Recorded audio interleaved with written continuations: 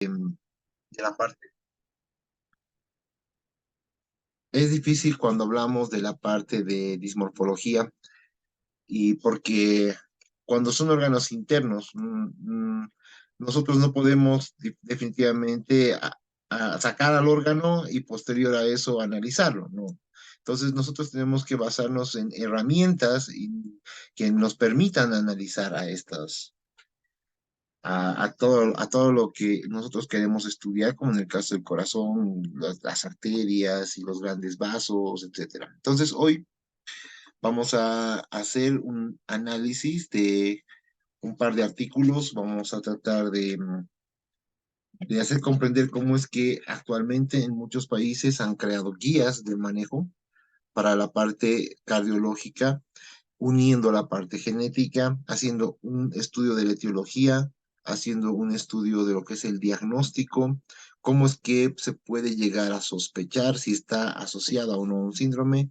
Vamos a analizar un poco de algunos cuantos síndromes que son relativamente frecuentes y además de eso vamos a mostrarles quiero mostrarles en especial un artículo que habla de todo lo que va a ser la relación en el diagnóstico de estas cardiopatías, pero que están relacionadas a la consulta de cardiopatías familiares, que eso es bien importante actualmente, ¿no?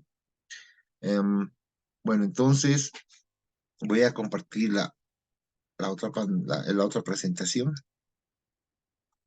para empezar. Mm,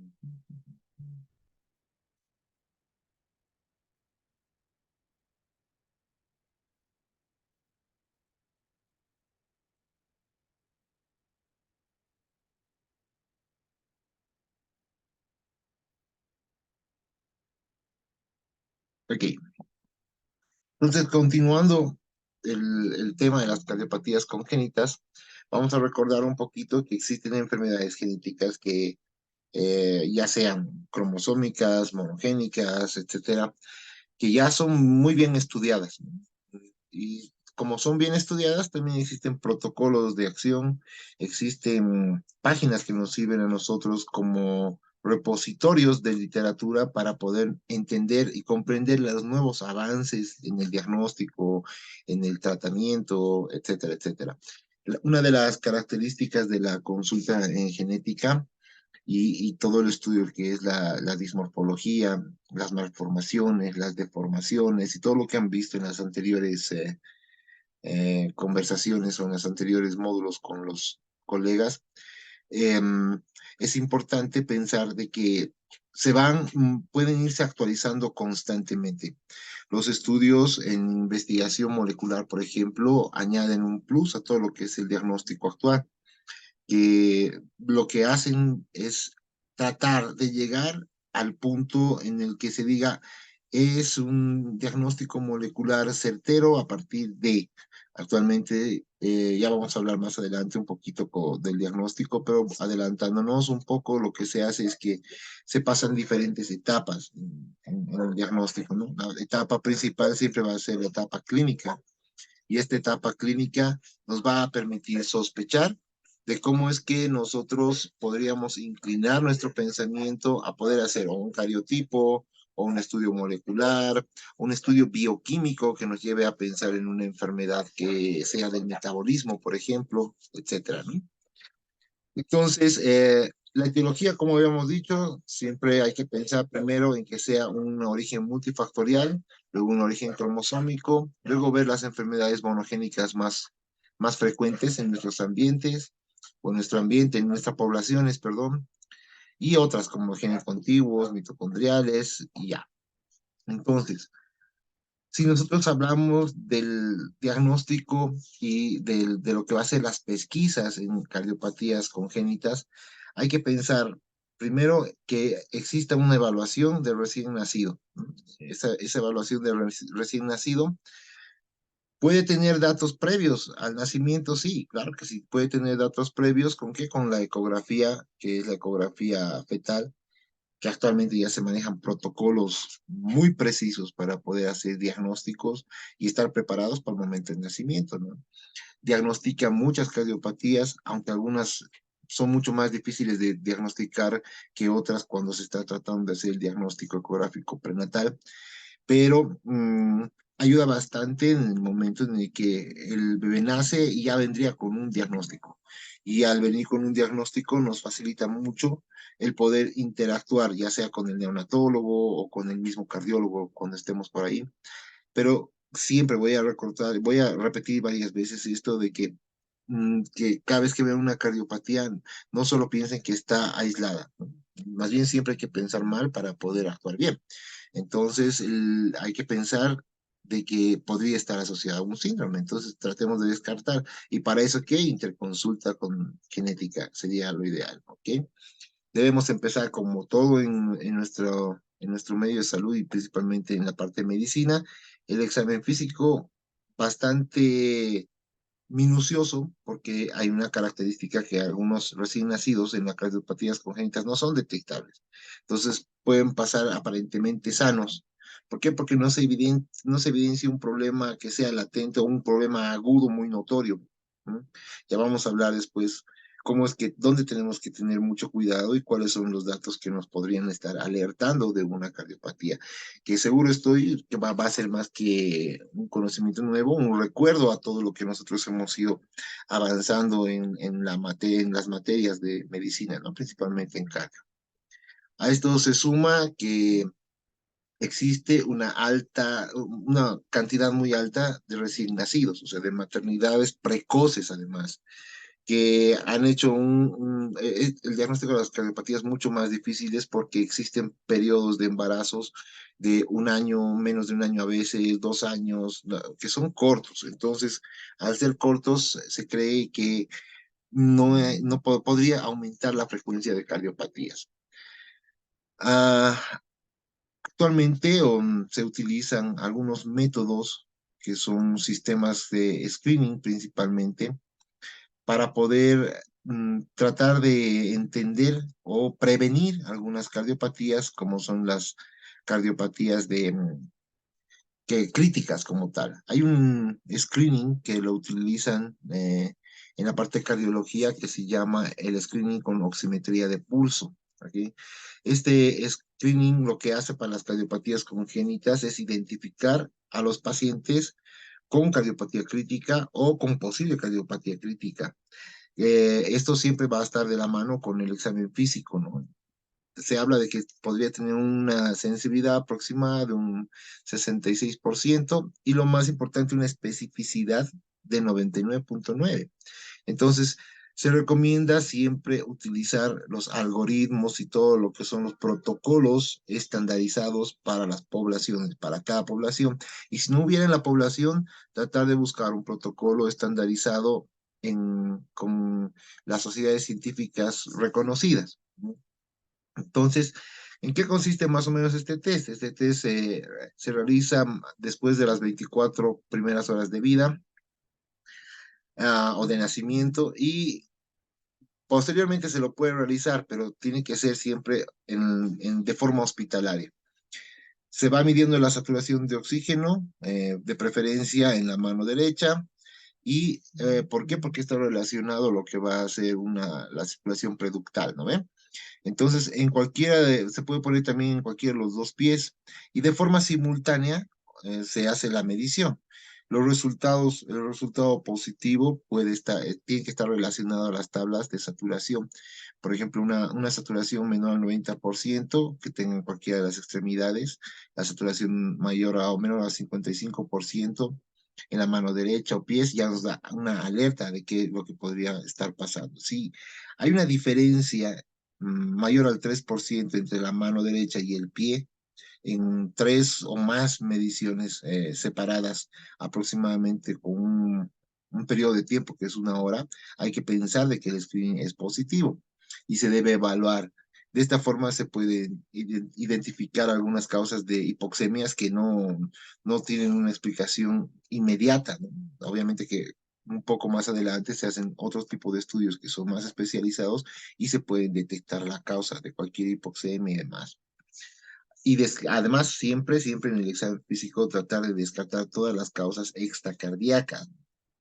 y que en eso puede ser un montón de otro tipo de dismorfias de miembros superiores o inferiores, músculos, arterias, ¿no?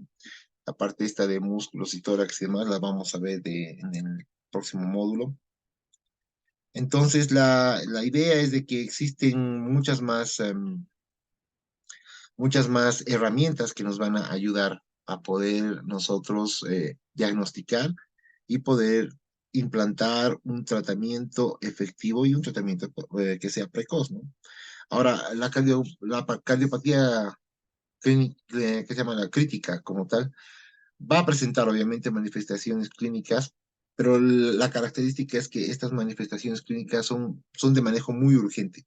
Por eso es que se necesita un test, un screening que nos haga sospechar o que nos haga pensar de que ese bebé que tenía o estamos sospechando de una cardiopatía puede entrar a convertirse en una cardiopatía crítica. Entonces, si estamos esperando y dejamos pasar el tiempo, esta cardiopatía crítica puede producir la muerte. Pero si con un test como el de oxímetro nosotros sospechamos de que ya está entrando una cardiopatía clínica, actuamos mucho más rápido, no sé, se pueden conseguir los medicamentos que en ese momento sean un poco más, no estén en el hospital, tomar las prevenciones correctas para poder nosotros actuar de una forma efectiva. ¿Ok? Cuando se hace la evaluación del recién nacido o la pesquisa de las cardiopatías congénitas como tal, existen malformaciones que tienen mayor frecuencia de diagnóstico y tienen un diagnóstico que son un poco más tardío, ¿no? Algunas que se diagnostican más rápido y otras que se pueden diagnosticar de forma más lenta o más tardía. Algunas que sí se pueden diagnosticar o pensar con el screening de oximetría que les decíamos, u otras que se necesitan herramientas más especializadas como la ecocardiografía. Como les decía, en los periodos de diagnóstico hay que dividir en prenatal y postnatal. Vamos a hablar un poquito adelante de eso también. Cuando utilizamos nosotros la ecografía, eh, hay patologías que son relativamente más fáciles de diagnosticar. Mm, mm, por poner un ejemplo, hablamos de una comunicación interventricular, ¿no? O de pronto una comunicación interauricular. Se utiliza el Doppler, se ve el flujo, se mide presiones, etcétera. Es relativamente más sencillo. Pero existen algunas que son mucho más complicadas, no solamente por la complicación de la imagen, sino también por los componentes que ellos tienen. Entre los más complicados de diagnosticar, principalmente de forma prenatal, está la coartación de aorta, la estenosis aórtica, la tetralogía Fallot y demás. Otras que son un poco más sencillas de diagnosticar, está el corazón izquierdo hipoplásico, transposición de grandes arterias, estenosis valvular pulmonar, pero bueno, esta es relativa.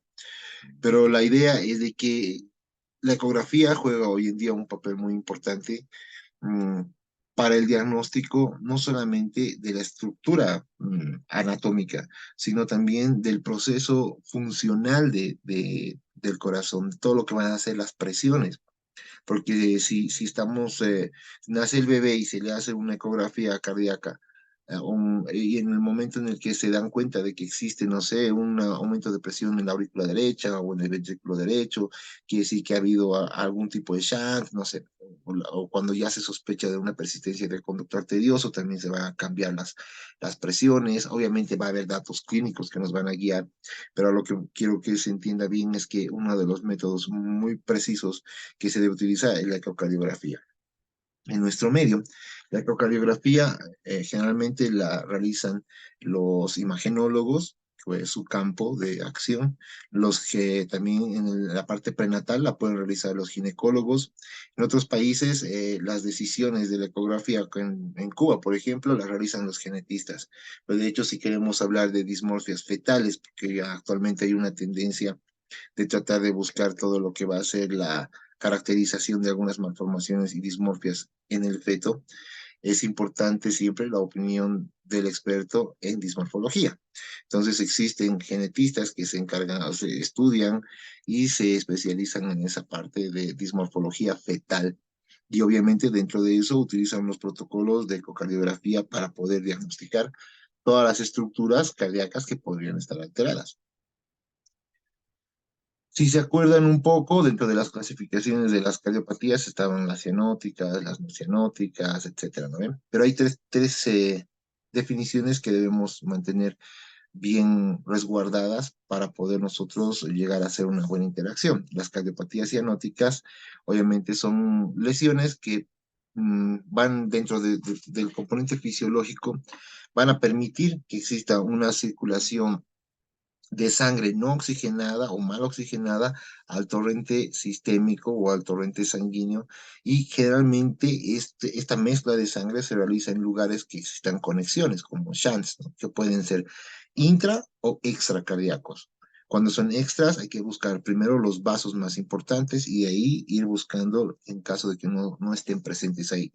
Aunque cuando se hace un screening completo, se debe buscar otros tipos de comunicaciones para ir descartando de la mayor a la menor y que no se nos escape por ahí alguna, ¿no? Ahora, otra definición importante es la cardiopatía de ductus dependiente. Generalmente esta cardiopatía debe tener presente un ductus para que exista una circulación, que sea una circulación hacia los pulmones o hacia el torrente sistémico, y que permite una mezcla, obviamente, entre la sangre arterial y la sangre venosa, ¿no? Y de esa forma producir el fallo sistémico o el fallo en lo que va a ser la circulación. Estas cardiopatías, tanto de ducto dependiente como cianótica, son generalmente si deben llegar o llegan la gran mayoría de ellas a un tratamiento que sea quirúrgico o cateterismo, ¿no? Entonces, estas cardiopatías pueden progresar a una cardiopatía congénita que se convierte en crítica. Generalmente progresan durante el primer año de vida. ¿Por qué? Porque además comprenden no solamente, en la mayor parte no solamente comprenden la cardiopatía cianótica y la cardiopatía de ductus, sino llevan otro tipo de malformaciones que pueden añadir complicaciones a la evolución de este paciente. Entonces, obviamente, como en todo, siempre va a haber una menos severa y otra más severa, pero lo más importante es que se trate de no llegar a una complicación que convierta esto en cardiopatía congénita crítica como tal, ¿no? Como decíamos hace rato, las dos instancias más importantes son el diagnóstico prenatal y el diagnóstico postnatal. Mucho depende de cómo es que nosotros vamos a actuar. No es común, por ejemplo, en nuestra población o en nuestro país, de que llamen, así haremos un diagnóstico de cardiopatías ecográficas fetales. Sí, llamaremos al cardiólogo, llamaremos al pediatra, llamaremos al genetista, al imagenólogo, y nos juntamos los cuatro y analizamos. No es frecuente y tampoco es factible. Por lo tanto, hay que ver la forma, como lo han hecho en otros países, de analizar protocolos y utilizar los protocolos, como los protocolos que son estandarizados de la Sociedad de Obstetricia, son muy importantes. Y les voy a mostrar otros protocolos más adelante que se utilizan como para poder trabajar de una forma continua y bien organizada en el diagnóstico prenatal. Este diagnóstico prenatal debe hacer un seguimiento ecográfico, empezando por un seguimiento de rutina. ¿Por qué? Porque este seguimiento de rutina identifica aproximadamente un 50% de las cardiopatías críticas o que se pueden convertir en críticas. Sin embargo, cuando existen algunas otras cardiopatías como las que mencionábamos antes, que son mucho más difíciles o que tienen un componente que sea más importante o difícil de diagnosticar, es mejor, si se tiene la sospecha, hacer una ecocardiografía en cuanto nace el bebé, obviamente. Y entonces hacer el seguimiento directamente con cardiología. En casos muy necesarios, inclusive se puede llegar a una tomografía. Eh, Cuando existan estas patologías que decíamos, que mencionabas hace rato, como la tetralogía de Fallot, la transposición de grandes vasos y demás, generalmente no son diagnosticadas al 100% por la ecografía prenatal. Entonces se sospecha y cuando se sospecha nacen los bebés y se debe confirmar o descartar la sospecha. ¿Ok? Para eso se han implementado un screening en algunos países a partir de los protocolos que les comentaba de obstetricia, de la Sociedad de Obstetricia y su ojo, si no me equivoco, el cual amplía el diagnóstico prenatal y lo convierte ya en un screening cardíaco, ¿no? Donde no se ve solamente la toma o el corte de 4 cámaras, sino se van buscando cortes diferentes, cortes mucho más especializados. Dentro del screening, inclusive hay lo que se llama el screening ampliado para poder descartar. Es muy importante la práctica visual y la práctica técnica en el momento en el que uno quiere hacer este screening, porque para seguir los pasos que te exigen en los protocolos, hay que ser muy metódicos y una vez que estás bien capacitado, ir anotando los hallazgos y no, para que no se te escape nada, ¿no? Siempre va a ser la recomendación, como todo en medicina, que seamos metódicos y ordenados. Ahora, el diagnóstico postnatal se vuelve mucho más sencillo en caso de que ya tengamos una sospecha o una visión de que, puede estar viniendo con una, no sé, una comunicación interventricular. Entonces, ¿qué hacemos? Bueno, esperaremos, llamaremos al cardiólogo, veremos qué nos dice el cardiólogo. Una vez que el cardiólogo esté en la sala y hagamos una junta médica de cómo vamos a interactuar y todo eso, ya, perfecto, digamos, ¿no? Entonces, una vez que nosotros tenemos que hacer el diagnóstico postnatal, si no viene con sospecha, ya se nos va a complicar un poco, pero siempre hay que estar basados en todo lo que va a ser un buen examen clínico. Obviamente, dentro del examen clínico, en genética, como en todas las especialidades, pero en genética yo le pongo un plus más importante a lo que va a ser todos los factores de riesgo y la historia familiar que vaya a tener ese paciente. Entonces, dentro de la historia familiar tenemos que analizar si existen enfermedades familiares como la diabetes, obesidad, hipertensión, todo lo que es el síndrome metabólico como tal, tabaquismo, enfermedades sistémicas como el lupus eritematoso sistémico, epilepsias, síntomas, no sé, pues, de alguna infección viral, ¿ok? Además de eso, hay un grupo importantísimo, obviamente, en las cardiopatías, que son las cardiopatías congénitas familiares, principalmente en las familiares de primer grado. Um, Dentro también de los factores de riesgo importantes son el consumo de medicamentos durante el embarazo, el consumo de algún tipo de sustancia como alcohol, otro tipo de drogas, que no sean medicamentos. Y algo importante que en cardiología fetal se toma muy en cuenta son los embarazos múltiples, porque existen ciertas patologías diferentes en las que un bebé puede desarrollar más que el otro, y ese es un tema más largo que en algún momento espero podamos desarrollar. Siempre la sospecha de infección de TORCH. Esto es clave. La gran mayoría, bueno, no la gran mayoría, una gran parte, vamos a ponerlo así, de pacientes que se ven en la consulta genética llegan con diagnóstico de síndrome de algo, ¿no?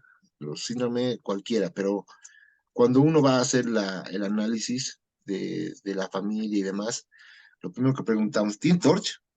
¿La mamá tiene TORCH? ¿El papá tiene TORCH? O la mamá tiene TORCH o el bebé tiene TORCH, y dice el estudio y dice, no le han hecho. Entonces le hacen el TORCH y efectivamente es citomegalovirus o toxoplasma positivo. Y entonces, ya es mucho más sencillo el diagnóstico, ¿me entienden? Porque ya no tenemos que estar pensando en hacer un genoma, ya no tenemos que estar pensando en hacer un exoma o un estudio molecular, etcétera. Ya es una forma mucho más rápida de actuar. Por lo tanto, el TORCH, como siempre nos han recomendado en la universidad, es sumamente importante. Y cuando ya estamos en cierta etapa del ejercicio médico, recién entiendes por qué te recalcan tanto. No se olviden del TORCH en ginecología. El TORCH es sumamente importante. Y decíamos, no, ¿por qué le darán tanta importancia al TORCH? No, pero bueno, realmente sí es sumamente importante. Otro de los factores muy importantes son la prematuridad y las alteraciones que posiblemente tengan un origen genético en la familia o los antecedentes de componentes de la familia con síndromes diagnosticados. Más aún si son los padres que tengan, no sé, cromosomopatía, que sea balanceada y después en la siguiente generación hace un desbalance y produce enfermedad, ¿ok? Y dentro de lo que va a ser el diagnóstico postnatal y después de una buena historia clínica, lo más importante es buscar cómo nosotros evidenciamos que existe malformación o dismorfia en el corazón. Es mucho más sencillo, por ejemplo, buscar dismorfias en la cara, dismorfias en las manos, ¿no? Buscar todo lo que han visto, deformaciones y malformaciones en todas las estructuras visibles. Inclusive en los huesos es un poco más sencillo. ¿Por qué? Porque si hay una amelia, no va a haber presencia de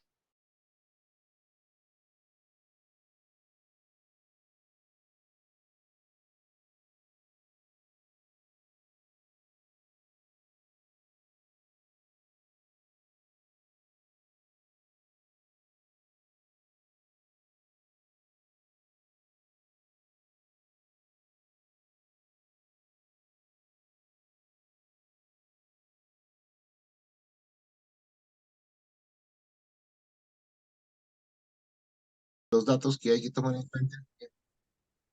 En medida que se va aumentando el flujo pulmonar, ¿no? Conforme a lo que va a pasar en la transición esta de respirar como tal, existe un segundo ruido que se desdobla. ¿Esto por qué? Porque se produce un cierre de la pulmonar, que es siempre un poquito más tardío que el cierre o que el de la aorta, ¿no? Y esto se produce con qué? Con la inspiración. Entonces, este desdoblamiento va a indicar que existen estos dos grandes vasos que pueden estar bien posicionados, que no tengan una no tengan una deformación, una comunicación, un shunt o algo, o la presencia, o que demuestre la presencia de dos ventrículos, ¿ok? Que estén, como siempre, separados por un septum que esté completo y demás. Y entonces se logra evidenciar. Por eso es importante hacer énfasis en este segundo ruido. ¿Es difícil auscultarlo? Sí, sí es difícil. ¿Por qué? Porque el recién nacido va a tener una frecuencia cardíaca muy alta. Entonces, generalmente cuando se hace la auscultación, hay un grupo en los que no se llega a auscultar de una forma, digamos que definitiva, sino más bien un 80% aproximadamente se logra auscultar, pero el resto no. Y normalmente eso pasa en las 48 primeras horas de vida, cuando todavía la frecuencia cardíaca está alta y después va cayendo hasta 150, ¿no? Las 48 horas de vida aproximadamente. Ojo. Ahora, eh, si se acuerdan los focos de auscultación, para tratar de escuchar este segundo ruido es importante auscultar en el borde esternal, a nivel medio y bajo, siempre el borde esternal izquierdo, que se ¿no ve? Ahora, cuando no se escucha este segundo ruido o tiene alguna dificultad este segundo ruido, hay que sospechar de algunas cardiopatías que son cardiopatías ya conocidas, asociadas al déficit o al nulo ruido del segundo ruido, que es la atresia aórtica, la atresia pulmonar, tronco arterioso, la estenosis pulmonar severa y la tetralogía Fallot. Eh, en la transposición de grandes vasos no se ausculta generalmente. ¿Por qué? Porque como la arteria pulmonar se encuentra detrás de la aorta, este componente es callado, ¿no? El segundo ruido se calla. ¿Por qué? Porque se escucha más la aorta como tal. Eso es importante cuando hay una sospecha de transposición de grandes arterias. Ahora, un segundo ruido que nos haga pensar en que esté muy fijo, muy constante, ¿no? Generalmente nos hace sospechar, y esto es importante porque es frecuente en una comunicación interauricular. ¿Por qué? Porque esta comunicación interauricular puede producir una sobrecarga en el ventrículo derecho y además de eso, o sea, se puede producir la sobrecarga y un retraso en lo que va a ser la conducción derecha, ¿no? Eso es importante, porque es como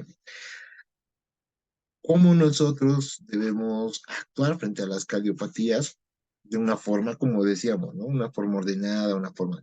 Me gusta mucho este artículo, que es un artículo de la Revista Española de Cardiología del 2016.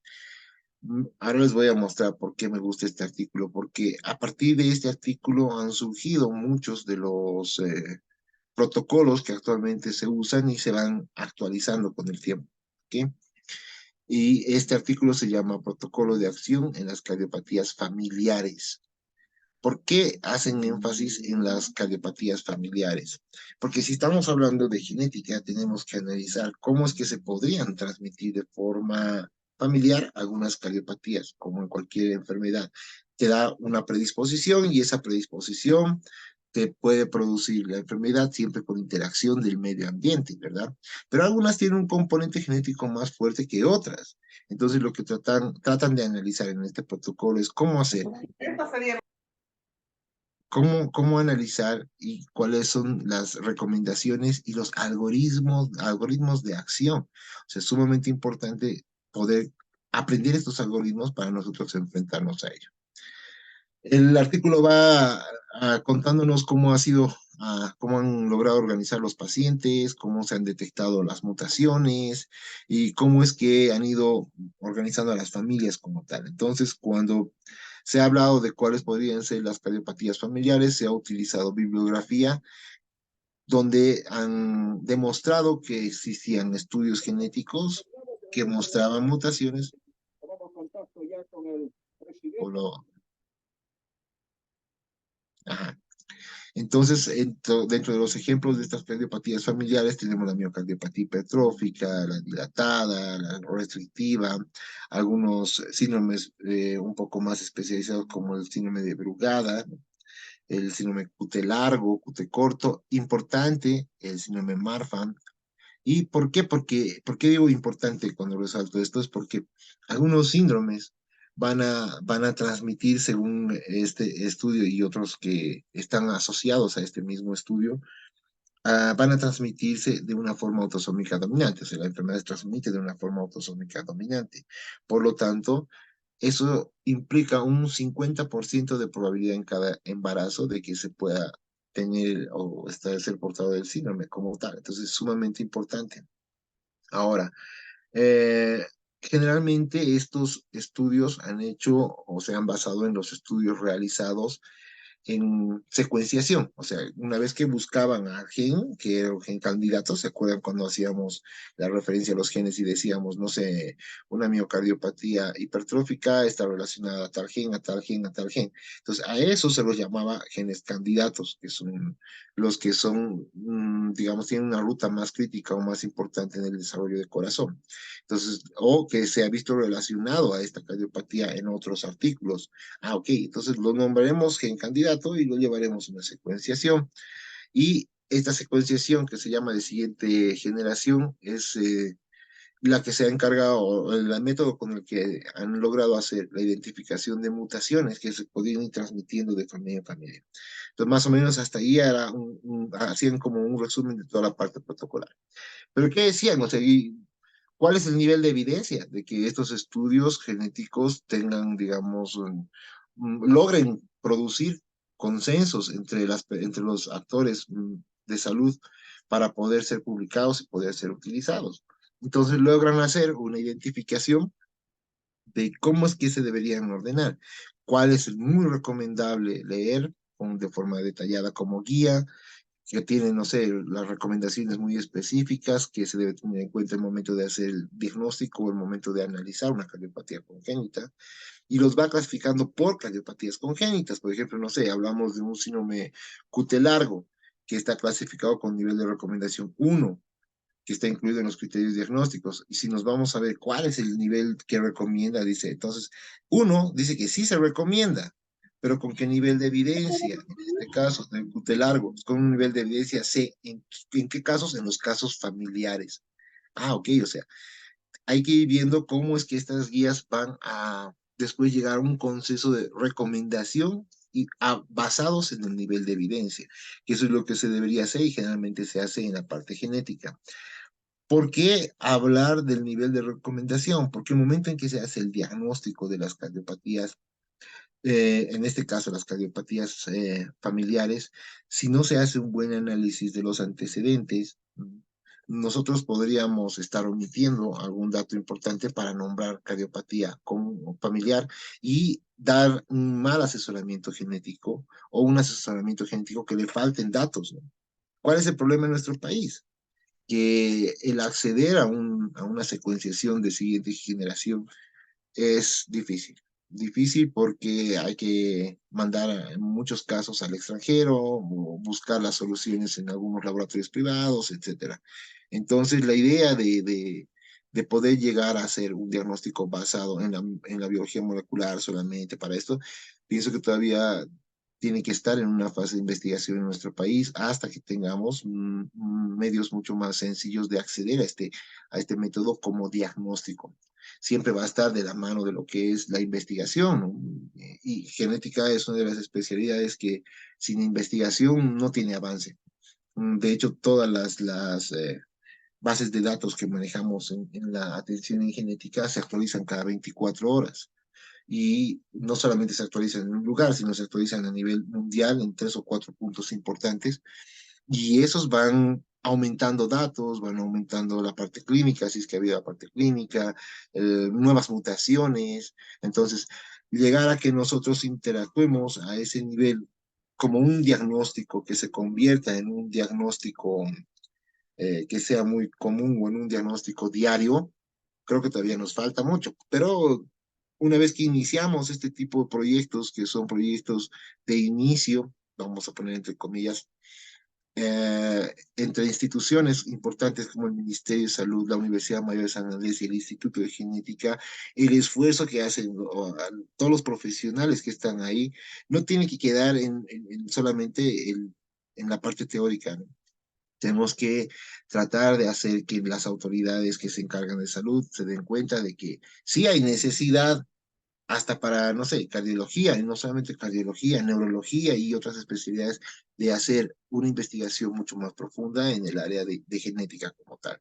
¿Para qué? Para poder llegar nosotros a utilizar estas mismas guías y estos mismos, o más bien añadir datos de nuestras poblaciones a estas guías. Es importante pues, justamente un registro como el que se está tratando de hacer en este trabajo conjunto, un registro de todas las anomalías congénitas. Entonces no hay que dejar de lado dentro de las anomalías congénitas estas cardiopatías congénitas que son sumamente importantes. Entonces, después de que ellos decían cómo podía recomendar, cuándo se podía hacer según la recomendación y demás, arma las recomendaciones para un manejo de cardiopatía familiar de una forma espléndida. Este artículo me encanta por eso, en el cual te indica cómo es que debes organizar, obviamente, tu árbol genealógico, cuántas generaciones, cuáles son las enfermedades relacionadas, si crees que sigue toda la herencia un patrón dominante, un patrón ligado al X, un patrón, no sé, recesivo, etcétera, ¿no? Y cómo que se puede llegar a interactuar directamente con un paciente que se pueda sospechar o incluso demostrar la cardiopatía familiar, ¿no? ¿Por qué? Porque hay que evaluar. En genética hay una característica bien importante con relación a quién es el paciente genética, ¿no? El paciente, en la mayoría de las especialidades, viene un paciente, ya sea un niño, un recién nacido, o un padre, o un varón, una mujer, etcétera, llega y está enfermo. Entonces, se lo revisa, se trata de dar un diagnóstico certero, se le da el tratamiento y ya. Pero en genética, la característica importante es que viene una familia, viene un papá, una mamá con un niño que tiene unas dismorfias menores, dismorfias mayores, etcétera. Entonces se sospecha de un síndrome. Si bien el niño que está con las malformaciones mayores y menores, perdón, esas malformaciones van a producir que él sea el paciente, sí, claro, va a ser él el paciente, pero en genética, en realidad el paciente se convierte en la familia entera, y no solamente la familia en primer grado, sino en segundo grado y en tercer grado y hasta los grados que pueda según la complejidad del diagnóstico que estés pensando. Por lo tanto, hay un paso importante cuando comienzas a hacer toda la evaluación genética. Cuando tú haces el árbol genealógico, tratas de hacer con la mayor cantidad de información de los antecesores, ¿no? Generalmente se utiliza una, dos, hasta tres generaciones, si se puede. Muchas veces va a llegar pacientes que no, no sé, no he conocido a mi padre, no, no sé absolutamente nada de él. Y entonces ahí ya te quedas truncado, se le hace un poco más difícil. También esta exploración dentro de la historia clínica se convierte en algo importante para después el asesoramiento genético, ¿no? Ahora, esto según las recomendaciones estas para las cardiopatías familiares, generalmente hay que evaluar si el paciente va a requerir un tratamiento que sea costoso, como no sé, una especie de una cirugía o va a estar internado mucho tiempo, entonces también se debe evaluar esa parte. Bueno, que como es aplicado a otros países, lo que aclara el artículo y dice que se coordina con el Ministerio de Salud para que el Ministerio de Salud ayude y demás. Posiblemente ver una forma a todos los actores del ministerio que están escuchando en este momento, ver la forma de que, no sé, existan o se fortalezcan, porque existen algunos programas ministeriales, hay unos protocolos de cardiopatías ministeriales bolivianas que están bien hechas, pero hay que actualizar. ¿Por qué? Porque en algunos temas, en algunas patologías falta la parte genética. Y entonces eso también es un producto importante de esta interacción con este curso que se está intentando hacer, ¿no? Que se está intentando o se está llevando a cabo. Entonces, dentro de lo que, otra de las recomendaciones importantes en las cardiopatías es identificar de que esa cardiopatía sea una cardiopatía aislada o que sea parte o componente de un síndrome. Y a eso se le suma el tratar de identificar que no sean fenocopias de algún síndrome. ¿Ok? Bien. Voy a dejarles aquí en el artículo, si están interesados, no sé, en leerlo en su totalidad, dentro de lo que van a ser los materiales de apoyo, ¿no? No me acuerdo si les da pero voy a revisar. Entonces, una vez que nosotros pensamos en estas cardiopatías, analizamos, por ejemplo, el tipo de herencia, si el tipo de herencia es dominante, ya sabemos que no, 50% y más. ¿Por qué llegar a analizar esto para un buen asesoramiento genético? Siempre va a haber eso, ¿no? Genética, repetir, repetir, repetir. En este caso, por ejemplo, en el árbol genealógico de la izquierda, en el A, bueno, habla de que es una transmisión que está ligada a cromosoma X, porque ahora tenemos una madre portadora, aunque en realidad son redonditos, ¿no? No deberían ser medio óvalos como sería aquí, pero bueno. Se representa a la mujer, para los que no están familiarizados con el árbol genealógico, a la mujer con un círculo, al varón con un cuadrado, al matrimonio con una línea continua, los descendientes, varones, mujeres. Cuando se habla de portador, en el caso de una ligada X, se pone un punto al medio. Cuando se habla de un afectado, de un afectado se pinta o se pone una señal que nos indique de qué patología estamos hablando, ¿no? Cuando se habla de la persona que llega a la consulta como probando, se pone la flechita para indicar que a partir de ese afectado, nosotros hemos hecho el estudio de todo el resto de las familias, ¿ok? Cuando es ligada al X, generalmente o la mujer es portadora o está enferma, pero la enfermedad no es tan severa como cuando está en el hombre, eso hay que recordar. Cuando el hombre es portador, no digo, no llega a ser portador, sino más bien siempre va a ser enfermo, ¿ok? Lo mismo aquí. Entonces, en la cardiopatía, en las cardiopatías familiares se comporta de la misma forma. Por lo tanto, nosotros cuando evaluemos una cardiopatía familiar, si no tenemos los estudios moleculares y te dicen, sí, pero mi papá ha muerto con un infarto y mi abuelo también, y la hermana de mi abuelo también. Y entonces, ¿saben cuál era la causa de ese infarto?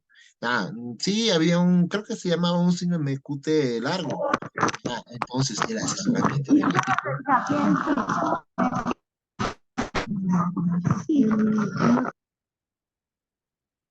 ya. Entonces, el asesoramiento genético va a cambiar, ¿no? O sea, ya no lo tomas como una cardiopatía aislada. No sé, posiblemente no es componente de ningún síndrome, pero sí es una cardiopatía familiar. Cuando se trata de cardiopatías familiares, al igual que otras patologías como el cáncer familiar, lo que se hace es buscar genes, como hemos dicho, que sean candidatos, buscar las mutaciones más frecuentes, a partir de eso armar un árbol de mutaciones o armar una biblioteca de mutaciones según la población.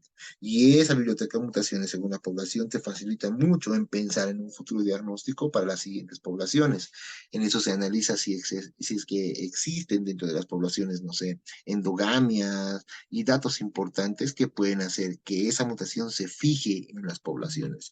Una vez fijada, se va el problema de salud que causa y aumenta la prevalencia de estas enfermedades, ¿no? Y entonces por eso es importante hacer este tipo de estudios familiares. Como antecedente, contarles que, por ejemplo, existen tesis completas de solamente una familia, ¿no? Una familia. Y entonces, como han logrado hacer el árbol genealógico de muchas generaciones, y entonces lo que hacen es analizar generación por generación, ya sea, no sé, cáncer o cardiopatías, como en este caso, como cardiopatías familiares, y sobre ese árbol genealógico y sobre esa familia han terminado tesis enteras de la especialidad o de alguna maestría, hasta de un doctorado en una genetista en Cuba, que hemos tenido el placer de conocerlos por allá. Entonces, en el lado de la derecha, el árbol genealógico, el patrón de herencia que se sigue es una autosómica dominante, lo mismo, ¿no? Varón o mujer. La autosómica dominante tiene siempre en cada embarazo la posibilidad de un 50% de ser portador del síndrome o de la mutación, en este caso con las cardiopatías familiares. Y bueno, no diferencia hombres y mujeres. Y algo importante, cuando uno hace estos árboles genealógicos, sumamente importante, es preguntar si es que no tienen abuelos o bisabuelos o familiares muy cercanos en primer, segundo grado, qué sé yo, que sean del extranjero. ¿Por qué? Porque ahí cambia la figura y dice, pero si esta mutación no es frecuente en nuestra población, pero pregunta si el abuelo, no sé, era de Francia. Y en Francia la mutación esta es muy común. Eso pasa con muchas enfermedades y en cardiopatías familiares recomiendan siempre tomar en cuenta ese dato. ¿Ok? Entonces, a partir de todo lo que es estos estudios que han logrado recopilar en este artículo, bueno, han tratado de resumir en este artículo, ¿no? Se crean documentos de consenso y guías que van describiendo no solamente, desde criterios diagnósticos y van organizándolos y dicen cuáles son según las fechas, según los expertos que han participado y demás. Yo les decía que, por ejemplo, esta tabla que están viendo aquí les sirve como para buscar, no sé, si están estudiando un síndrome Marfan, pues revisen lo que nos están recomendando aquí, ¿no? Una revisión de gente en los hospitales, de síndrome de Marfan, está escrita por Lloyds y tal, qué sé yo. Miocardiopatías hipertróficas, lo mismo. Van recomendando literatura que es básicamente organizada en consenso, ¿ok? Con diferentes organizaciones. El Colegio Americano de Cardiología, el Colegio Americano de Radiología, fíjense cómo se trabaja de forma muy multidisciplinaria, ¿no? Y de hecho, este artículo me ha llegado a partir de la Sociedad Americana de Genética Humana, que ellos también recomiendan, ¿no? Que se haga una interacción multidisciplinaria al momento de hacer el diagnóstico, ¿ok? Y actualmente se habla de que se ha unido a todos estos consorcios el lado español. ¿Por qué? Porque la Sociedad Española de Cardiología estaba preparando el 2016. ¿Qué pasa? Que en genética, o digo, en España es igual que aquí en Bolivia. Genética no tiene muchos especialistas porque no hay residencia médica en genética, ¿no? Entonces están tratando de incluirla dentro de lo que son las especialidades médicas para poder formar más genetistas y de esa forma ir organizando grupos de investigación bueno, existen muchos grupos de investigación, pero en genética, pero no existe como una residencia clínica como tal. Entonces,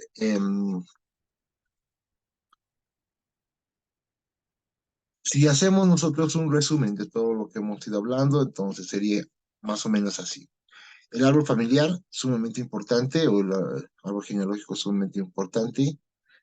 Una vez que se tenga una sospecha se puede realizar las pruebas diagnósticas y que pueden ser inclusive pronósticas en caso de que se utilice una ecografía prenatal, por ejemplo, ¿no? Dentro de esas pueden estar todo lo que es las imágenes, ecografías, ¿cómo se puede? Tomografías, etcétera, ¿no? La parte de los electrocardiogramas, el Holter, no sé, todos los estudios que se pueden realizar. Pero algo importante es tratar de ver la parte genética, ¿no? Con aquel estudio genético que esté a nuestro alcance. Ahora, si hay una sospecha de que sea un síndrome, mucho más fácil. Y si es un síndrome cromosómico, mejor aún. ¿Por qué? Porque en nuestro medio existen especialistas en citogenética que nos ayudarían a tener un diagnóstico citogenético certero. Entonces, a partir de los resultados de esta prueba se estratifica el riesgo de cuál sería el pronóstico de la cardiopatía familiar, que generalmente se calcula el riesgo de muerte súbita para poder hacer una valoración del tratamiento y por último un plan de seguimiento si es que el tratamiento está bien. Pero ¿qué pasa y cómo se une todo esto, no? Porque al principio tienen que salir de un conjunto de investigaciones médicas un resultado y a partir de eso ya de cómo poder trabajar y cómo poder hacer el tratamiento, ¿no? A partir de todo lo que hemos hablado, la fabricación del árbol genealógico con anamnesis y posteriormente el examen físico y todo lo que va a ser la exploración física, ¿no? Además a eso se le suman las pruebas diagnósticas, como siempre, y en el caso de este, suman todas las muestras que hayan logrado realizar algún estudio genético. Mejor si ha sido, bueno, en el caso del estudio, eran secuenciación, como hemos hablado antes. Una vez que se tenían todos estos resultados, ¿no? Se los ha clasificado en alterados, dudosos y normales, ¿no? Cuando hablabas de dudosos, tenías que hacer un seguimiento por la consulta para evaluar la cardiopatía, para saber si se comporta como una familiar o no se comporta como una familiar, etcétera. Cuando estaban alterados, se confirmaba el diagnóstico y se seguía el mismo protocolo, ¿no? Entonces se sigue la consulta para lo que son las cardiopatías familiares, se trata de establecer un buen tratamiento y bueno, hasta ahí alterados y dudosos. Cuando es normal, lo que indica es, dice, si bien había una sospecha de cardiopatía familiar y se ha concluido según los estudios y demás que eso es normal, puede existir un par de situaciones que sean importantes aclarar en la parte genética con relación a la cardiopatía, eh, a la cardiopatía que estemos estudiando, ¿no? Que es familiar. Y una es que puede ser normal. ¿Por qué? Porque a pesar de haber encontrado una mutación en la secuenciación, ¿no? Esta mutación es una mutación no patogénica, ¿no? Que simplemente es una mutación que no está relacionada a un síndrome o a una alteración cardiológica. Ya, ok, muy bien. Esa se la deja como que colgando y dice, ya está bien, vamos a tomar en cuenta estos como para un futuro estudio de esa mutación que se ha encontrado. Ok, pero ¿qué pasa cuando sí se identifica una mutación patogénica? Cuando se identifica la mutación patogénica, hay que tratar de identificar la mutación patogénica no solamente en el probando, sino también en los padres o en uno de los padres y tratar de buscar a todos los familiares que se puedan, que sean antecesores y que nos ayuden a sumar datos para decir si se trata de una cardiopatía fetal, ¿no? Cuando esto es positivo y es una mutación patogénica, se sigue el mismo protocolo para lo que son los dudosos y los alterados, que es lograr hacer la consulta y el seguimiento de la telepatía familiar. Cuando es negativo, se puede dar alta y puede ir a la casita tranquilo, pero siempre recomendando al niño principalmente que se esté alerta hasta el momento en el que pueda presentar algún signo clínico que nos haga pensar en que se nos haya escapado alguna cardiopatía por ahí, ¿no? Ahora, cuando este estudio no se encuentra una mutación, o sea, no hay una mutación patogénica que esté identificada dentro de la familia, lo que se hace es el mismo seguimiento cardiológico, pero este seguimiento es un seguimiento individual, ¿ok? Ya no es un seguimiento familiar como el anterior, sino es un seguimiento individual. Y generalmente hay que especificar bien, porque a veces se dice, no, pero es que es aislado y no es familiar, pero porque nunca se ha logrado hacer un diagnóstico molecular en las padres, en los abuelos y demás, y se ha quedado como si fuera aislada del niño, pero siempre hay que tener en cuenta que se logre realizar absolutamente en todos la mayor cantidad posible de familiares, ¿no? Ok. Una vez aclarada y vista la forma de diagnóstico de cardiopatías que son frecuentes, digamos, o más conocidas, versus algunas clasificaciones como la cardiopatía familiar, empleando métodos genéticos para el diagnóstico, buscando la etiología posible, ya sea familiar o no familiar, ligada y todo eso. Hay que tratar de organizar estas cardiopatías o tratar de conocer ciertos síndromes que presentan cardiopatías comunes. En la anterior clase hemos hablado un poco de síndrome Down, de Turner y demás. Voy a hacer énfasis un poquito en lo que es siempre el síndrome Down. ¿Por qué? Porque es un síndrome muy estudiado y es frecuente, ¿no? Y generalmente, al ser muy estudiado, existen muchas formas de poder ayudarlos actualmente a estos niños que son síndrome Down. ¿Ok? El, Como para recordar un poquito, decíamos que aproximadamente 50% de los portadores de síndrome de Down tienen un canal auriculoventricular, tetralogía Fallot, persistencia de conducto arterial, etcétera, ¿no? ¿Cuál era la teoría del por qué pasaba esto? ¿Por qué? Porque habían mutaciones en genes del colágeno 6 principalmente, mutaciones en el gen de SCR1, que está relacionada a la calcineurina, y que puede existir una heterotrisomía, que ya habíamos hablado que podría ser una alteración frecuente y que habría que investigarla bien en el momento de hacer el diagnóstico. Lo mismo, se hace el seguimiento, crecimiento y demás. Pero ¿dónde entra la parte de la dismorfología como tal? La dismorfología del síndrome de Down no solamente va a abarcar, en este caso, el corazón y las causas de la cardiopatía, sino, si bien es un síndrome que fácilmente puede ser reconocido por cualquier médico entrenado en solo medicina general, por ejemplo, hay que tomar en cuenta que hay datos que son muy detallados. ¿Por qué? Y por qué son importantes detallarlos, porque mientras mayor datos tengas, tú vas a tener una forma de poder inferir en el pronóstico de ese niño con síndrome Down.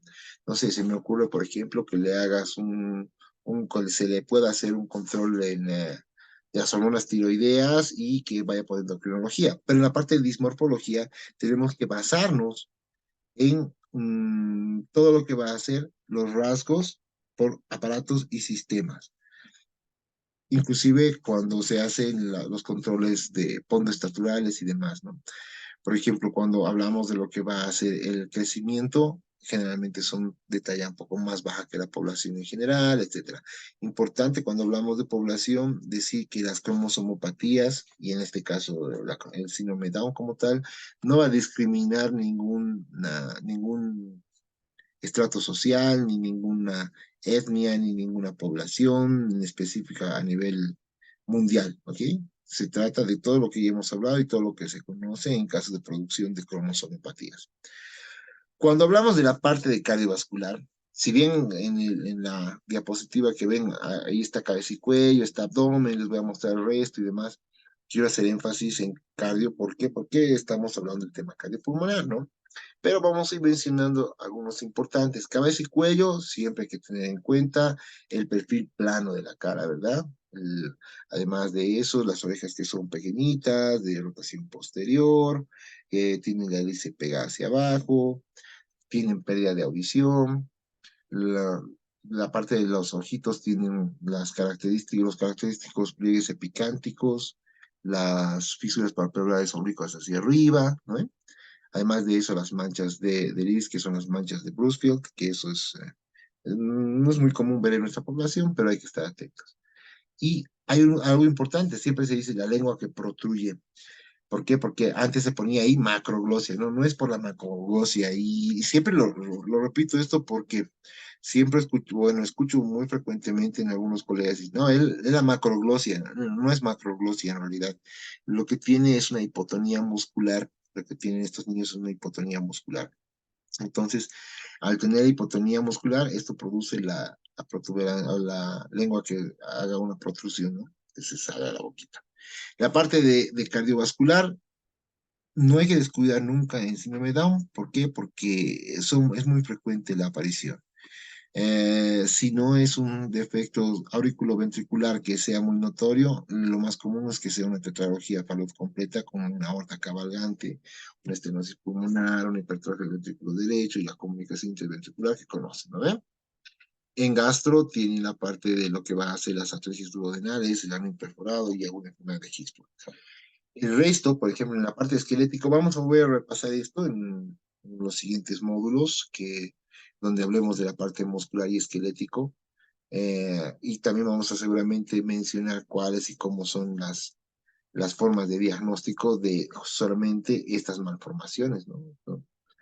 Pero la diferencia entre lo que va a ser siempre las malformaciones de extremidades y las malformaciones cardíacas y algunas otras como las endocrinológicas y demás, es que las que están afuera son más fáciles de reconocer, siempre porque las estás viendo, ¿no?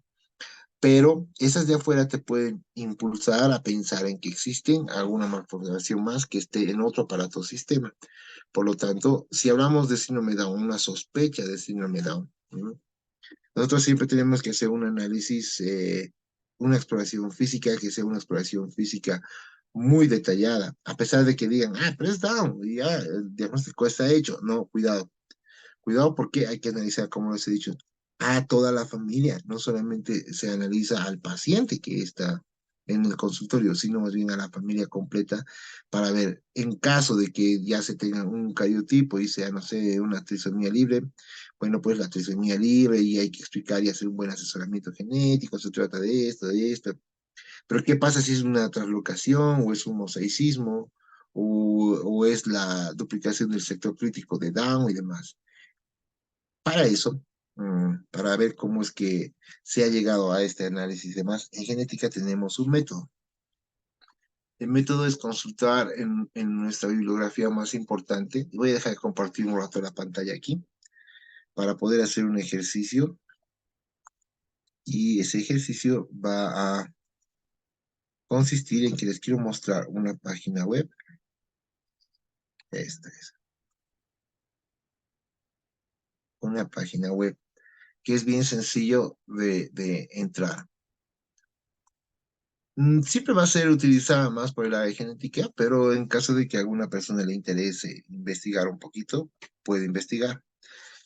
Entonces, el OMIM para nosotros es una página sumamente importante. Los que están familiarizados con el OMIM van a entender de lo que estoy hablando, que antes no contaba no estaban incluidas algunas cromosómicas, pero ahí están incluidas. Les dan un número de identificación.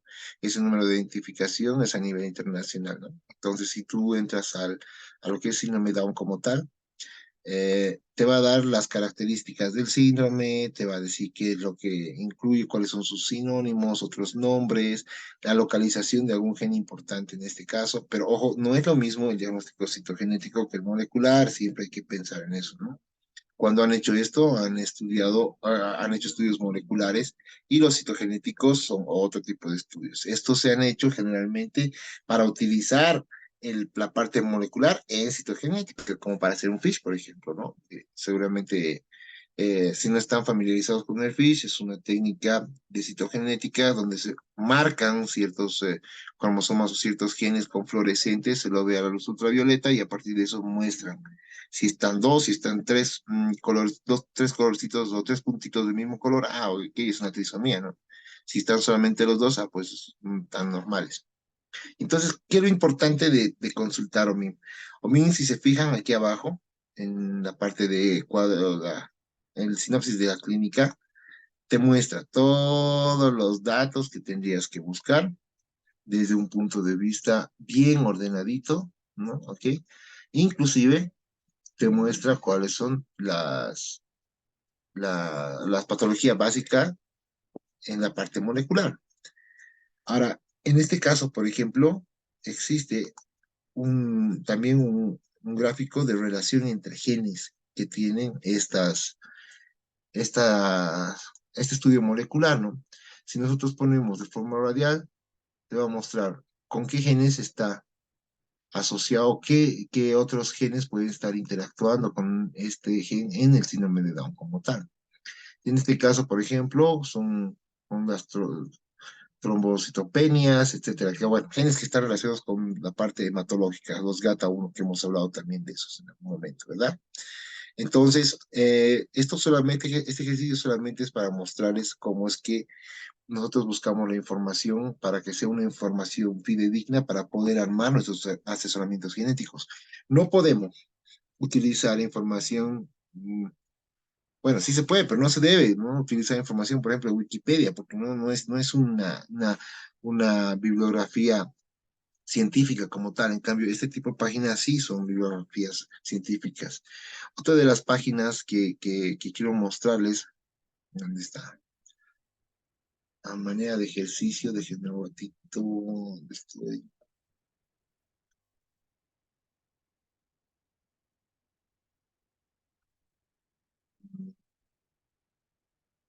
tengo que minimizar esto.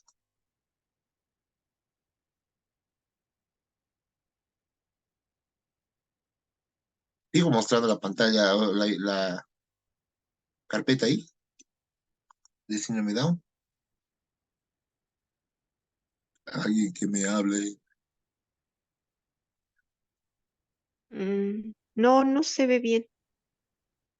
No se ve, ¿qué se ve ahorita, Esther? Se ve la página web, Ajá. la página web omin.org. Ujú. Ahora sí se ve el nombre síndrome de Down, un asterisco, el número y el texto. Ah, ya, perfecto. Ahora sí. Perfecto. Dame un segundo que... no sé qué ha pasado, pero no puedo dejar de compartir. Vamos a hacer esto. Ah, aquí está. Ok, entonces ahora les voy a mostrar la otra página que les hablaba. Y esta página es un poco más, no interesante, pero es un poco más práctica para la parte clínica como tal, ¿no? La parte clínica en genética es complicada por el hecho de que muchos síndromes pueden compartir malformaciones, pueden compartir defectos congénitos. Y entonces, ¿cómo nosotros reconocemos y cómo podemos hacer para que discriminar ese tipo de asociaciones de malformaciones y demás? Pues se utilizan algunos métodos que hoy en día son ya bibliografías bien organizadas, como por ejemplo, hay esta página que es el Dysmorphologist, en el cual uno puede poner una patología o un signo y te va a dar absolutamente todos los síndromes que estén relacionados a, ¿entiendes? Por ejemplo, si nosotros ponemos no sé, si ha salido, no me está queriendo actualizar. Ahora sí.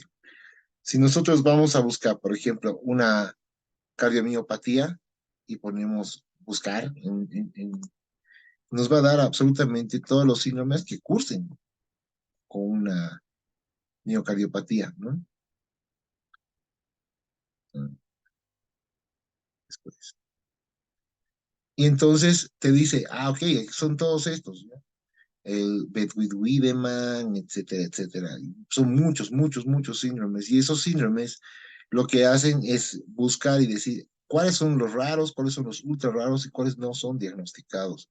Además de eso, ¿qué más quieres sumarle a esta miocardiopatía, no? Puedes sumarle, no sé, todo lo que encuentres en tu paciente y tú vas subiendo estos datos a la página para ir actualizando los datos. Por eso les digo que estos datos son muy importantes porque el momento en el que comienzas a subir esto, estás dando información a nivel internacional. Entonces, lo que se trata de hacer es que se utilice el ejemplo de esto, pienso yo, de todo lo que es la organización de las anomalías congénitas que se está queriendo hacer ahora, el registro y todo esto. Hay que usar este tipo de ejemplo para poder hacer una interacción entre todos los departamentos y subir el reporte de casos, ¿no? En caso de que se necesite hacer las consultas con el Instituto de Genética, tenemos también lo que es la telemedicina y nos pueden llamar y contactamos una cita para hacer una valoración en conjunto con algunos de los residentes, algunos de los médicos, y al hacer esta revisión en conjunto, podemos nosotros analizar y decir, sí, ver, tienes que reportarla primero y tratar de hacer la interconsulta, bueno, hacer la interconsulta vía virtual y tratar de resolver los problemas, ¿no? Eso es sumamente importante. Aquí quería mostrarles otro, pero no me está saliendo a ver de nuevo. Pero bueno, más o menos esa es la idea. Entonces, el momento en el que se revisa todo esto, volvemos a la presentación.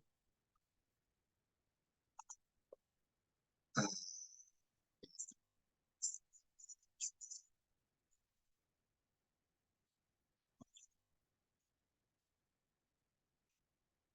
de ver aquí. Bueno, entonces, como han visto, ya saben de dónde vamos a sacar siempre nuestra organización de todos los datos clínicos, que es el OMIM. Entonces, las dos cromosomopatías que vamos a pensar que tienen las cardiopatías congénitas y siempre tratar de analizar, como hemos visto, por pasos y por frecuencias, son el síndrome de Turner, que tiene exportación de aorta. Hemos hablado de este síndrome también en la anterior clase, pero vamos a repetir. Tienen las comunicaciones intraauriculares, interventriculares, sistemas aórticos y demás. Hemos dicho que la trisomía 13 y 18 tienen una alta tasa de mortalidad. En los 18 tienen un 90% de cardiopatías, entre ellas están la comunicación interventricular, canal auriculoventricular, etcétera, etcétera, ¿no ve? Relacionados a la de la laminina y demás. La trisomía 13 también tiene comunicaciones intraauriculares, interventriculares y persistencia del conducto arterioso. Y aquí cuando hablamos nuevamente de lo que va a ser el diagnóstico prenatal, tenemos que pensar de que para estas cardiopatías no solamente hay que enfocarse, como decíamos al principio, en un riguroso screening cardíaco, sino más bien a todo lo que es el prenatal se le debe sumar los marcadores moleculares que actualmente son marcadores que están siendo muy utilizados principalmente en países desarrollados, ¿no? Y estos marcadores moleculares se caracterizan porque no necesitas hacer la aminocentesis.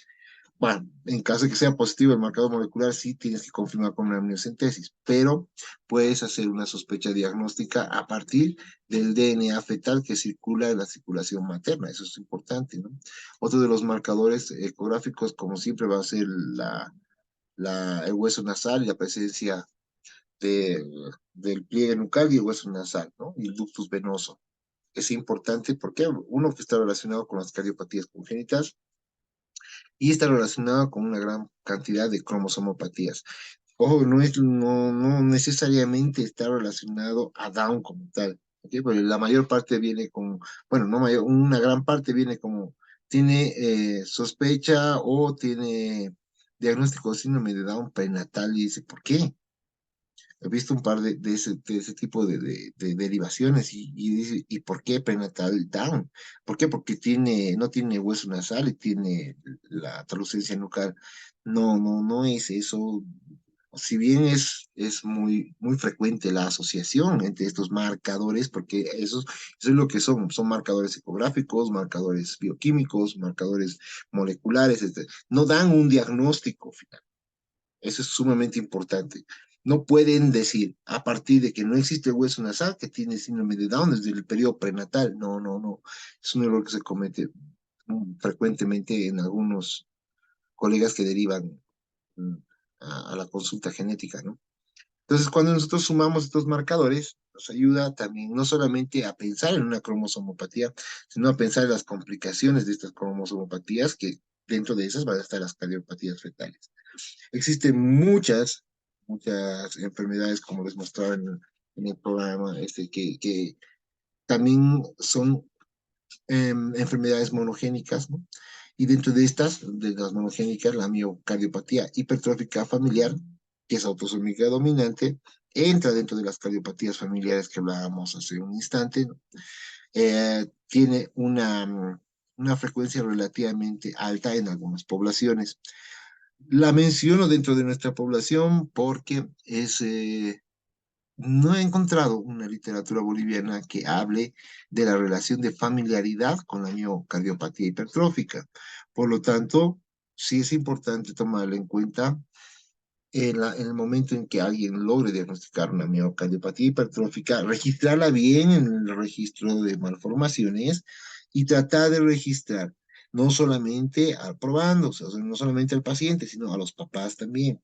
Tienen que dentro, yo supongo que va a haber dentro del instrumento la parte familiar y demás, los datos que vayan a reportar en todo lo que va a hacer esa captación de información son sumamente importantes, son sumamente importantes, porque de esta forma vamos a poder organizar grupos de investigación, vamos a poder organizar futuros trabajos de investigación, etcétera, etcétera, ¿no?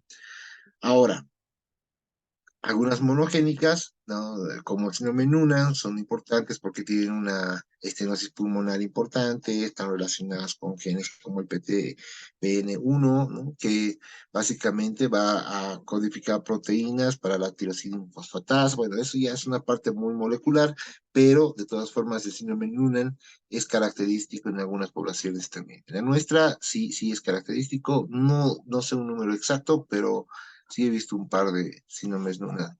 Y ojo, hay cuando se habla de un síndrome, esto es bien importante, porque me he acordado a partir de este síndrome.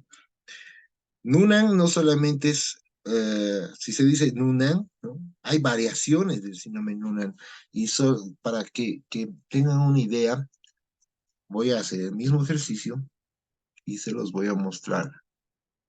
Que dentro de este mismo síndrome Noonan puede existir variaciones para el diagnóstico. ¿Qué tipo de variaciones? Van a ver ahorita.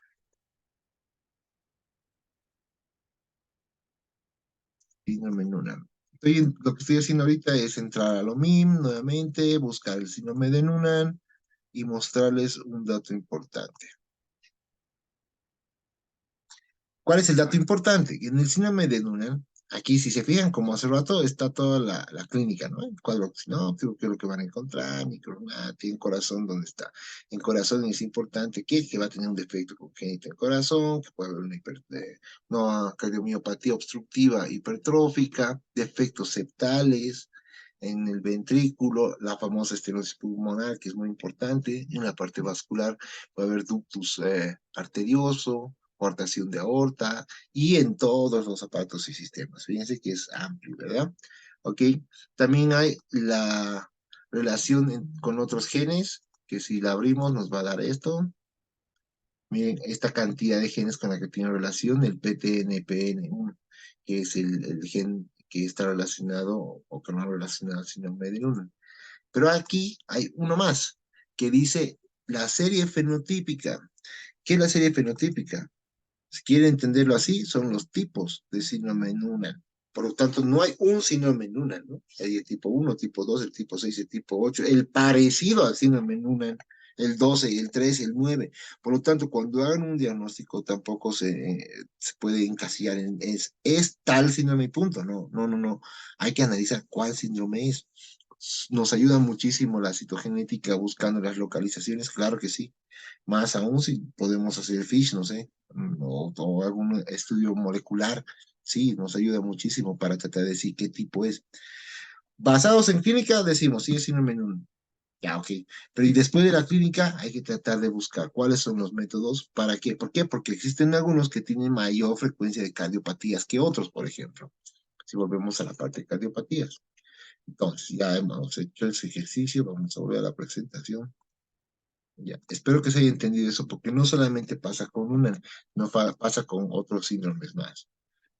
Ahora, dentro de las monogénicas, también una importante es el síndrome Marfan para la parte de corazón. En este síndrome es un síndrome característico que se pone como ejemplo para ver la pleiotropía. Pleiotropía, como decíamos ayer, es una mutación de un solo gen que produce varias alteraciones en órganos y sistemas. ¿Ok? Ahora, dentro del diagnóstico de Marfan están los criterios mayores y criterios menores, pero hay criterios mayores por órganos y sistemas. En este caso, el sistema cardiovascular juega un papel importante porque tiene criterios mayores de, por ejemplo, una dilatación ascendente de la aorta, con o no, sin regurgitación y demás. Disección de la aorta ascendente, qué sé yo. Los criterios menores son el prolapso de la válvula mitral, con o sin regurgitación que se ve en el Doppler, no se olviden dilataciones de todo lo que van a ser las arterias pulmonares, además de eso tienen calcificaciones mitrales en anillo que están generalmente en pacientes diagnosticados por debajo de los 40 años, etcétera, etcétera, ¿no? Cuando se suman estos datos como criterios, nosotros podemos decir, se tiene la sospecha clínica que estamos frente a un síndrome Marfan, ¿ok? Cuando se suman los criterios. Hay valoraciones con los criterios. No porque lo vean con un hábito marfanoide, es Marfan. Ahí está la complicación del diagnóstico, no solo de cardiopatías, sino del resto de malformaciones y dismorfias. Ojo con eso. Si hablamos de que nos llega un paciente diagnosticado como Marfan, según el remitente, el que nos refiere el paciente, ¿no? Y tú analizas y dices, no, puede estar dentro del hábito marfanoide. Se utiliza hábito marfanoide cuando tú ves a un paciente que es de talla alta, tiene aracnodactilia y tiene datos que te hagan pensar en que podría ser un síndrome Marfan, pero hay que ir pensando en las otras posibilidades. Una de ellas, la homocistinuria, homocistinemia, vayan analizando cuál es, relacionado mucho con la mutación de la metilhidroxidorolato reductasa en sus mutaciones 677. Esa es una parte apasionada del Instituto de Genética. Un día les vamos a contar. Otro síndrome, Holt-Oram, que sí está relacionado con defectos cardíacos y que generalmente lo interesante de este síndrome es que se ha hecho un bonito estudio relacionado a lo que va a ser el genotipo-fenotipo, ¿no? Entonces, la relación. Y se ha visto que te afectan genes que tienen ciertas, en la expresión génica dan propiedades adhesivas y de migración celular embrionaria. ¿Se acuerda que decíamos en la otra clase que existen periodos en los que se pueden alterar ciertos genes y depende mucho que si el periodo es mucho más temprano se producen cardiopatías mucho más fuertes que cuando se producen mutaciones en los periodos más tardíos. Por lo tanto, si hablamos de que existe una alteración en la migración de células embrionarias, estamos hablando de que es muy posible de que haya sido el momento en el que las células cardíacas estaban migrando a partir de la línea primitiva y llegan al área cardiogénica y demás. Entonces ya ahí se puede utilizar un poco la imaginación y decir y pensar en todo lo que puede haber pasado, ¿no? A partir de esto. Los síndromes de genes contiguos, el más estudiado y demás, es el síndrome velocardiofacial o de George, ¿no? También se llama CACH porque tiene las anomalías cardíacas, la dismorfia facial, la hipoplasia tímica, labio, ¿cómo es? El labio leporino, paladar hendido, perdón, y la hipocalcemia, ¿ok? Importante. Siempre la anomalía cardíaca es una anomalía de las que va a ser una de las primeras en dar los signos y síntomas, y a partir de eso se puede hacer un diagnóstico. Otro de los genes, de síndromes de genes contiguos que es relativamente frecuente en nuestra población es el síndrome Williams, en el cual, en este caso, se ha estudiado la parte molecular y se ha visto que hay muchas, como etiología, muchos genes que influyen en lo que va a hacer la proliferación subendotelionar, pero lo más importante es la reorganización del músculo liso. Y eso va a producir que, además de eso, que hay una mutación en un gen que está relacionada a la elastina, que regula todo lo que va a ser esta vez la proliferación. Ya no es la migración como en el anterior, como en el hologram, sino esta es la proliferación celular. Entonces, cuando hay una mayor proliferación y se producen depósitos en las paredes vasculares, ya se pueden imaginar lo que puede pasar, ¿verdad? Entonces, por eso se estudia, se debe estudiar, y siempre voy a recalcar que unas malformaciones como las cardíacas siempre tienen que tener una etiología importante. No existe, desde mi punto de vista personal, cuando se dice una etiología desconocida. No es desconocida, es no estudiada, pienso yo. ¿Por qué? Porque la etiología está ahí de una u otra forma, una mutación o en algún efecto ambiental, está ahí. ¿Okay? En medicina es frecuente que con el pasar de la investigación se llegue siempre a cambiar ese nombre de desconocido a mutación de. ¿Ok?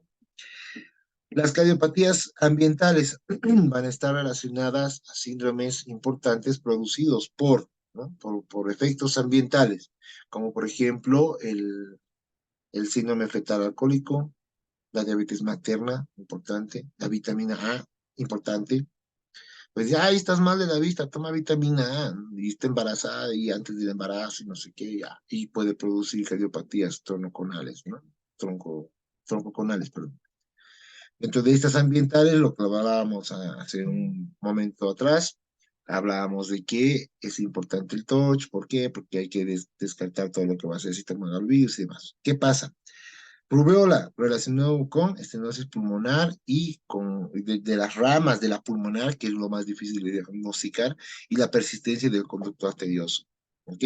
Citomegalovirus con una estenosis pulmonar y una comunicación interauricular. A veces me llegan, tú vas a hacer una valoración y dices, tiene una comunicación interauricular. Ya, ok, ¿y han hecho el torch? No. Hagan el torch, ya, positivo para citomegalovirus, listo, ya está hecho el diagnóstico. Entonces, ¿qué hay que hacer? El tratamiento y demás. Entonces, no es sindrómico, ¿me entienden? Esa es la idea más importante. Ahora, relacionado a los anticonvulsivos como medicamentos, las troncoconales son las más frecuentes. Y bueno, creo que hasta ahí ha sido el aporte de este módulo de esta parte de cardiovascular. Si es que tuvieran alguna pregunta o una duda en la parte de la interacción que hemos hecho y demás, estoy a disposición del auditorio.